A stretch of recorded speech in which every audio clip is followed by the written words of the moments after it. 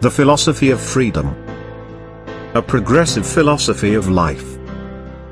By Rudolf Steiner. Ethical Individualism Anchored in a Science of Freedom. Part 1. Science of Freedom. Part 2. Ethically Understood Idea of Freedom. Part 3. The Way to True Freedom. What is the value of science? What does science, and the knowledge that results from it, mean to us? How important is it to us? The innermost core of the world is clearly revealed in our scientific knowledge. The harmony of laws ruling throughout the universe is precisely expressed through thinking cognition. These laws are not readily seen in the world, but they are present in it. We are required to think, if we are to recognize the unique lawfulness of whatever we observe.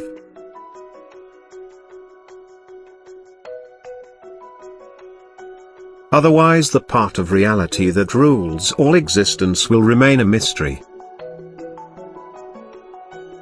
It is up to us to deepen our knowledge, if our life and personality is to be oriented in the objective real world.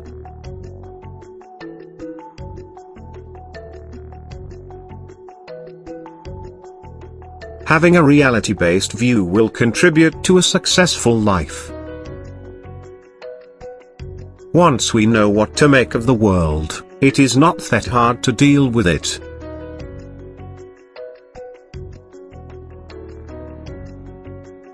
The true value of science is its contribution toward unfolding human potential. Science can help us to understand ourselves. For example, our practical life is filled with continuous activity. But do we really know why we rush from here to there? Why do I think the way I think? Why do I act the way I act? What is the origin of my activity?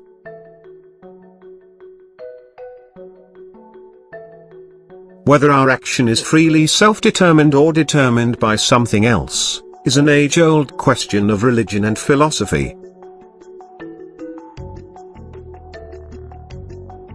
Today, the question of human freedom is also a question of science.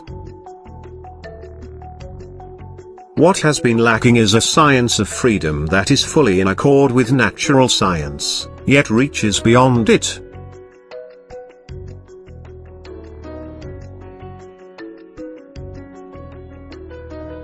Human conduct is subject to universal lawfulness just as everything else is.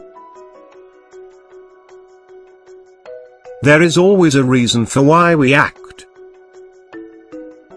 Whenever something takes place in the universe, two sides must be distinguished. The external course the event follows in time and space, and the inner law ruling it. This also applies to human behavior. We use external observation to follow the course of an action. We use inner introspective observation to become conscious of the law that directs the action. By reflecting upon what we did, we can discover the relevant law. There is a profound difference between knowing why we act, and not knowing it. When we have full insight into why we act, we feel ourselves to be master of our conduct. When the laws of our behavior remain unknown, they rule over us. The law becomes our master. We believe we are free simply because we are not aware of the real cause of our behavior. Our freedom is an illusion. Part of our activity is free, and part is unfree. The task of individual development is to change the actions that are unfree, into actions that are free.